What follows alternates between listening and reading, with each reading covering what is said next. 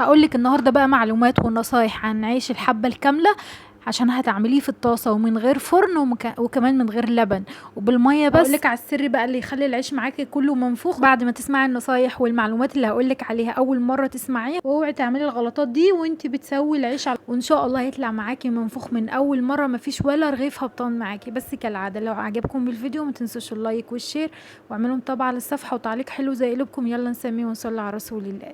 اول حاجه بجيب طبق واحط فيه كوبايه من الميه الدافيه. لو انتي مش مستعجله عليه يبقى خلاص حطي ميه من الحنفيه، ما تحطهاش دافيه. وهنا بحط معلقه مليانه من الخميره الفوريه على مقدار الدقيق اللي هقولك عليه دلوقتي. بحط كمان معاهم معلقه من السكر علشان طبعا ينشط معاكي الخميره والعيش يطلع معاكي حلو.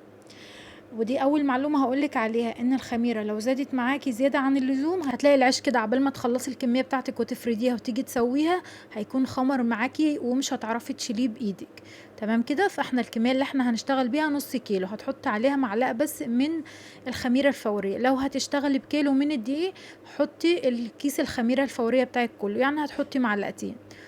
ببتدي بقى ان انا ادوب كل الكلام ده كويس مع بعضه كده. لو حابه تسيبيها، لو انت مش واثقه من الخميره بتاعتك تقدري ان انت تسيبيها وتشوفيها تتفاعل معاكي ولا لا. بس الخميره بتاعتي واثقه فيها كده، فانا هشتغل على طول. دوبتهم مع بعض. ضفت هنا 4 كوبايات من الدقيق الحبه الكامله، وده بيعادل نص كيلو من اكواب اللي هي الاكواب المج العادي اللي في كل بيت. بزود عليهم بقى معلقه مليانه من الملح. بحط بقى الملح على الدقيق قبل ما اعجن. ببتدي كده انا معايا كمان كوبايه من الميه، بنزل بيها بشويه بشويه. انا نزلت هنا كلها مره واحده، لا انتي انزلي بيها شويه بشويه علشان لو مش متوفر عندك دقيق تاني مش هتعرفي ان انتي تزودي والعجينه هتطلع معاكي طريه. انا عشان متوفر عندي دقيق فانا حطيت الكوبايه كلها. ممكن لو احتجت ازود تاني دقيق مفيش مشكله، بس انتي انزلي بالكوبايه التانية دي شويه بشويه. ممكن تاخد بس معاكي نص الكوبايه. بعد كده هتعجني بقى كويس جدا زي ما انتوا شايفين كده لغايه العجينه ما هتلم معاكي. وهنا الدقيق الحبه الكامله ده بيعوز ان انتي تعجني فيه شويه غير الدقيق اللي هو العادي. فهسيبه بقى لما يخمر معايا بعد ما عجنته كويس والعجينه نعمت معايا زي ما انتوا شايفين كده. هغطيه بقى لما يخمر معايا، وده بقى شكله لما خمر معايا. هفضيه بقى كده، هفضي العجينه بتاعتي على الرخامه او على المفرش اللي انت بتعجني عليه. هبتدي بقى ان انا الم العجينه بتاعتي زي ما انتوا شايفين كده، وابتدي ان انا اجيب اي حاجه عندي صينيه او اي حاجه، المهم ارش عليها شويه دقيق كده علشان لما اجي اكور الكور بتاعه العيش بتاعي ما يلزقش فيها. بس مسحه بسيطه كده من الدقيق وما تكتريش. هتبتدي ان انت تكوري حجم الرغيف بقى اللي انت عايزاه. ممكن تكبري ممكن تصغري، بس ده يرجع بقى على حجم الطاسه اللي انت هتشتغلي فيها. لو هتشتغلي في الفرن يبقى حجم الرغيف اللي انت عايزاه اعمليه. انا بشتغل هنا في الطاسه فهعمل هنا حجم الكرة بتاعتي اللي هي زي حجم البرتقانه الصغيره كده او الليمونه الكبيره. بصوا زي ما انتوا شايفين كده. اهم حاجه بقى تسيبيه وتغطيه علشان الوش بتاعه ما ينشفش. خلصت كل الكميه وابتديت ان انا اغطيه بكيس بلاستيك عشان الوش زي ما قلت لكم. وهنا بقول لكم بقى ان انتي تاخدي من اللي انتي عملتيه الاول مش اللي عملتيه في الاخر، لا هتاخدي من اول كرة انتي اشتغلتي فيها. تمام كده. طب ممكن تفردي على دقيق مفيش مشكله. انا بفرد هنا على رده، الرده اللي هي الرده الناعمه. فانا هفرد كده الاول رده. لو انتي مش متوفر عندك ممكن تفردي على اللي هو الدقيق عادي خالص.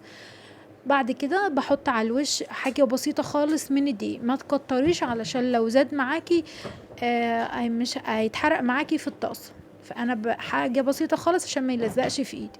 وبتفردي بقى السمك اللي هو كده، ما تفرديش بقى اللي هو لا يكون تخين معاكي قوي ولا رهيف قوي علشان خاطر ما ينشفش معاكي بعد كده لما يطلع لما يستوي. تمام كده. انا بصوا بنفض برضو وانا شغالة ازاي. وبعد كده بفرد زي ما انتوا شايفين الرغيف بتاعي بيبقى بالسمك اللي انتوا شايفينه ده. خلصت بقى بفرده على صينيه وما تحطوش كله فوق بعضه علشان خاطر ما يخمرش معاك. ودي اهم حاجه بقى في الموضوع. احنا مش بنخمر خالص، احنا في الصيف مش بنخمره خالص بعد هنا بعد ما نفرده. طب ليه يا اسماء؟ عشان لو تمر معاكي وتيجي بقى تشيليه على ايدك كده مش هتعرفي تشيليه زي ما انا شيلته كده. هتلاقيه بقى كده اتقطع معاكي، ولما تيجي تسويه على الطاسه خلاص هو بعد ما اتقطع معاكي عمره ما ينفخ معاكي على الطاسه ابدا. فانتي على طول في لو الجو حر معاكي على طول اشتغلي فيه. لو الجو في السقعة يبقى هتسيبيه عندك 10 دقايق لما يختمر معاكي شويه، عشان بيبقى الجو ساقع فهو مش هيختمر معاكي بسهوله. تمام كده. ودي اهم معلومه انا بقول لكم عليها اهو. لما تخلصي على طول تسوي، بتسخني بقى الطاسه بتاعتك على النار تكون متوسطه، لا هي عاليه أوي ولا هي هاديه أوي، تكون متوسطه. بتبتدي ان انت تحطي الرغيف بتاعك، واول ثواني كده بتبتدي ان انت يعني تحسي كده ان هو شمع معاكي، تبتدي ان انت تقلبيه على الناحيه التانية، وبالراحه علشان خاطر برضو لو قطعتيه وانت شغاله مش هينفخ معاكي.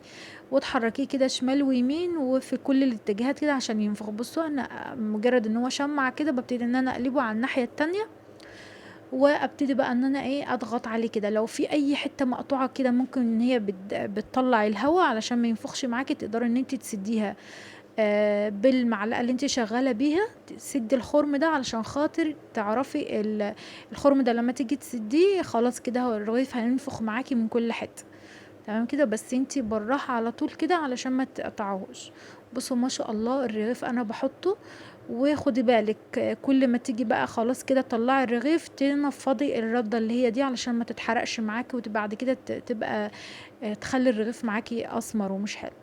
بصوا بصوا انا بحط الرغيف بتاعي واقلبه على الناحيه التانية واسيبه بقى لما ينفخ معايا، وابتدي بقى ان انا اضغط عليه ضغطه بسيطه كده، لو فيه اي خرم بسده، وابتدي ان انا اسيبه لما ينفخ معايا بالشكل والجمال اللي انتوا شايفينه ده. بياخد تحميره من فوق ومن تحت، وبتخرجيه ويبقى معاكي كل الارغفه بتاعتك بالحلاوه دي منفوخه كلها، مفيش ولا واحد فيهم هبطان. امشي على اللي قلتلك عليه علشان خاطر تطلعي معاكي عيش يكون كله منفوخ كده ومن قلبه مستوي.